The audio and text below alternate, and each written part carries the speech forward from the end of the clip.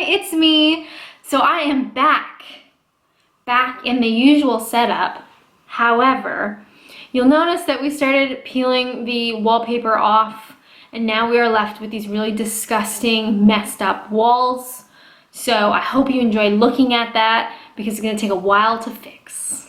It feels like I haven't done one of these videos in a really long time. This week I'm back in England. I was in Canada for a while, now I'm back, and I wanted to do a reverse culture shock video. Somebody actually commented that idea, I don't know, on my last one or the one before, and I'd wanted to do it for a really long time. I kept putting it off. I thought, you know what, let's just do it. Basically, the things I was really surprised about going back to Canada, so like a reverse thing. So without further ado, let's go. So side note, it is a really stormy day and it's really dark outside. So my ring light and the really crappy lighting in this room is kind of making it like, I don't know, it feels sort of Halloween-esque. Feels very autumn, if you know what I'm saying. But perhaps we should get to my actual points. That's why we're here, right? The first thing that I generally don't like about Canada is when you buy stuff, the tax is not included in the price tag. Whereas here in the UK, for most things I'm assuming, when you look at something at the store, that's how much it is. Makes sense. But when you go shopping in Canada, the tax is added on your bill, like at the till. So say I went shopping and I had like 4 pieces, and so I add up all the pieces and like, okay, so that's gonna be like 50 bucks, but with tax it's gonna be more like this. So you have to kind of like mental math, and I say mental math because we don't say maths, but you have to like mental math it before you actually get to the till to have an idea of how much you're spending, which when you think about it is dumb. Yeah, that's one of the things that really stuck out to me, is the tax getting added afterwards. On top of that, just the prices of things in general was kind of surprising. My mom and I went to Walmart and I bought a bunch of like toiletry stuff that I like face cream and body lotion and like that kind of stuff that I like, the brands that I really like.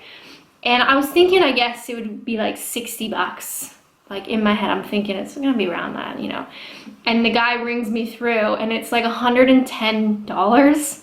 Just like, excuse me? So you just kind of forget, obviously the Canadian dollar is weaker than the pound, so that changes things. But yeah, just the prices of things, it's just like $110. Like that's a lot of money. Another thing that kind of, surprised me, maybe, is coming home to bagged milk. Now, we've talked about this quite a bit in videos and in the comments, that people are so offended by bagged milk. Now, bagged milk is not a cross-Canada thing. Certain provinces tend to do it more than others. Ontario definitely is a bagged milk province. And it's just the way it is. So I get home and I'm gonna get some milk, and then I remember, you know, I gotta pull the bag out, and you put the bag in a jug, and then you cut the corner, and then you use the bagged milk, and just kind of forget, I guess. And I'm sure there is a reason for bagged milk, but I don't know what that is. So if anyone wants to do their research, that's something you could look into. The other thing that I was sort of surprised about visiting home in Canada after living in England is everybody sounds like me, which is a weird concept. So here in England, obviously my accent sticks out. I do not sound English. I'm aware of that. But after a while, you don't hear the English accents so much anymore, especially the people that I see every day or the people that I know quite well. They just sound like them. They don't sound unique in a like a novelty kind of way, if that makes sense. So after a while, you don't really notice the accent, and it's just life as you know it. So then when I went back to Canada and I heard people talking around me and they all sounded like me, to the point that it really stood out that everybody had a Canadian accent, which is actually really sweet. And it kind of like, I'm walking around town like beaming, like really smiling, because it just felt like really, you know, you felt like part of the group. You know, my accent didn't stick out. I was just like part of this bit of humanity. I don't know if that makes sense, but it made sense in my mind. Also, I noticed being around Canadian accents made my accent heavier. People commented on one of the vlogs, I think the first vlog video, I said, Canada, you got some big houses. And I dropped the H and just said big houses. And people are like, oh my God, your accent's changing. That's a little bit of an exaggeration, but it's also when you are sort of surrounded by people that sound like you and say phrases like you and say slang like you, I kind of like slipped back into like a heavier Canadian accent, and I started using a lot more Canadian slang than I normally would. Well, I think here in England, I don't think I have any type of English accent, but my Canadian accent is definitely softer and more like watered down, I guess. Because like I don't really want to stand out. So I think just subconsciously, I've been sort of scaling back on the Canadian accent in day-to-day life in England. But then you get around Canadians and it's just like, bam, here I am. Another thing that I was really surprised about visiting back home in Canada is how far and how long it takes to get places. So I am in Ontario. Obviously, Canada is a huge place and some places are very like tight. What's the word I'm looking for? You know, it's like very condensed, like Toronto and things like that. But for a lot of Canada, it's more rural and you're in like a town or maybe like more like a village or whatever. And I just kind of forgot how long it takes to just get places, like to just drive. And that's not that nice. The only redeeming factor is that you get to listen to music for longer, because I really love listening to music in the car. But otherwise, it just takes so long to get places. And you kind of take that for granted here in England because, I mean, it's not a big place. Like England itself is very small, very small. And you take for granted how quickly you can get to a new city, or maybe you want even just to go to a certain shop somewhere or like a grocery store or whatever. The traffic here absolutely sucks. Definitely. Traffic sucks in Southeast England. You guys know I'm right. Definitely sucks big time.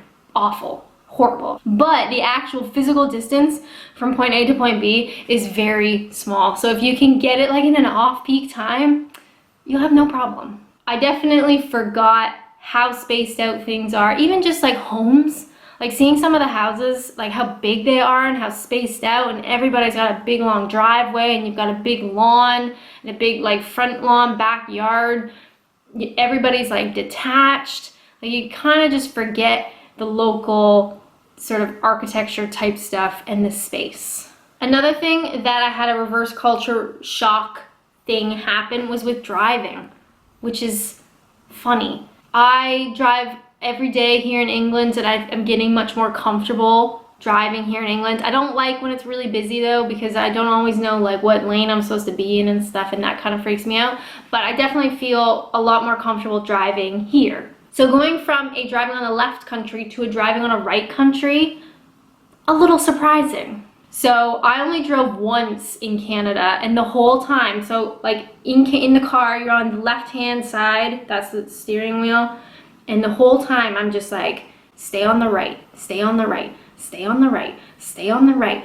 God help me, stay on the right, stay on the right, stay on the right. Please stay on the right. And it was fine. I was nervous because it just kind of felt a little weird, but it's just crazy how your brain can adapt to the environment that you're in. Because I used to love driving in Canada. I drove tons. I was always like drove to work every day, drove the distances that Canada has, and was really comfortable. And then come to England, be terrified of driving, then get kind of okay at driving, feeling confident, then go back to Canada and be like, oh my God, I don't know what I'm doing. So it's just a weird concept of like what you get used to and what you kind of forget, and then what you have to re-get used to. It's just weird. But I didn't kill anybody, so that's a win, I think. Now, another thing I noticed, and I mean no shade on anybody, if you know what I mean, no shade. I forgot how, on the whole, how approachable Canadians are. So when I am like walking in the woods, like on a hike, or walking down the street in my town, or like you make eye contact with somebody, you always say, hi, how's it going? Great weather, eh? Wonderful time out, eh? Like you always have some sort of interaction with that person, and it's always like quite friendly. And again, I'm generalizing because not all parts of Canada are like that, but for the most part, I think in the towns and the villages and things, people are very approachable. They'll just start talking to you, they'll smile at you, you know, how's it going? Like, oh, you got a cute dog, what kind of dog is that? Like really having that interaction is very common, I think. Whereas here in Kent, a lot of people, like English people, say I'm walking home on the street and someone's walking the other way, they'll like look in a different direction while I walk by, so we don't have to have any kind of like awkward like interaction, which is really sweet. And I absolutely get it because I am so socially awkward. That's my go-to thing. But it's funny seeing it as sort of like a cultural thing. Like people kind of mind their own business. Like you don't often just talk to a stranger on the street. It's very sort of like, you know, we're just not gonna look at each other. And I'm sure that differs again across England. I know the Northerners always say they're nicer than the Southerners. Please stop saying it. It makes you look bad. But yeah, I'm sure the Northerners will tell me that's different up north. That's cool. Whatever. But definitely down here, not that people are rude, but people don't have that just sort of natural, friendly interaction with strangers like you do in Canada. So it was a little bit surprising to like when I'm hiking with my parents and then all of a sudden they're like having a conversation with this random woman we found in the woods and they're like really chit-chatting it. I'm just like, guys, like, is this still okay? But those are some of the things I noticed is like a reverse culture shock going back home to Canada after living in England for like 2.5 years, basically. Now, I do have a little announcement. This is so strange. However, I am gonna launch a Patreon account for Adventures and Naps, and when this video goes live, Patreon, fingers crossed, will also go live. So for people who don't know, Patreon is like a monthly subscription service. So I'll have different tiers that you pay per month, and it gives you access to additional content. For people who are not interested, that's totally cool. I'm gonna continue doing Tuesday videos. So pretty much nothing will change, but if you are interested in getting additional content, like additional video clips and photos and like live streams and Q&As and that kind of stuff, you will be able to find that on Patreon. And obviously all that money just goes back into this thing that's happening now. And I'm really excited and I am terrified. Let's get real. But I figure why not try it, see how it goes, you know, God. But definitely if you are not able to like financially contribute or you're not interested, that's cool. Please stick around on YouTube Tuesdays at 3 p.m. GMT. I'll still be here. But if you do want more content, you can head over there and yeah, hopefully, you know, it's not terrible. Another thing I wanted to mention, I've started streaming video games on Twitch every Sunday, usually like 7 p.m. GMT. And I think I'm gonna keep that schedule and maybe even do another one during the week. I don't know yet. But if you're interested in that, check out my channel on Twitch and let's hang out and play video games. Why not? As always, thank you guys so much for watching. Thank you so much for supporting me and Adventures and Naps on all the various platforms that I've now kind of like spread out into. Like, I genuinely appreciate it. I started this like a year or so ago just because I wanted to and I thought it was fun, and I still think it's fun, but I think it's absolutely fantastic that people actually watch. Like, people actually watch. What? How crazy. So just, yeah, thank you to everybody. Thank you to everyone who's been hanging out on Twitch, everybody who's gonna hang out on Patreon. I'm hoping at least 2 people. You know, I think I'm gonna set the bar pretty high. At least 2 people would be cool. Like, you know, 2 human beings. But yeah, thank you guys so much for watching, and until next time, bye!